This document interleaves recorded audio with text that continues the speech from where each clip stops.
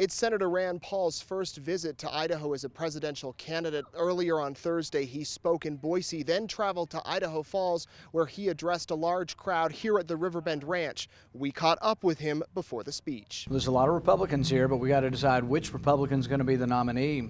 And so I wanted to come and visit with Republicans out here. The way I perceive the West, not being from the West, is that people came out here to get away from big government. People came out here escaping religious persecution. And these are people who I really see eye to eye with on a lot of things. I'm a big defender of property rights. I've been trying to say that the government shouldn't be out here regulating our land and telling us what to do. I've been one saying that maybe we'd have less forest fires if Idaho were in charge of their forests. What would you say to the Republicans in Idaho that say you're too conservative, you're too far on the right? I think I'm in the right place. I think the conservatives in Idaho are pretty damn conservative. You know, Republicans out here are very conservative. So I don't think I'm hearing that too much. The things I say that I don't think are too radical are that things like that we should only spend money that comes in. Now in Washington that's radical, but in Idaho not only should we balance our budget, we should pay off the debt too. Originally I ran for office because I was concerned about how much debt our country was accumulating, and it's still happening. We're still accumulating a debt at about $1 million a minute.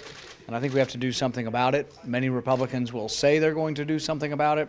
I'm really the only one running for president who's actually put forward a budget that will balance. What are you doing to rally that support when Donald Trump has such a big lead in the polls? You know, I think one of the interesting things about polls is if you ask which Republican can best beat the Democrats, which Republican can best beat Hillary Clinton, one of the things is we're doing quite well against Hillary Clinton. We actually lead Hillary Clinton in 5 states won by President Obama.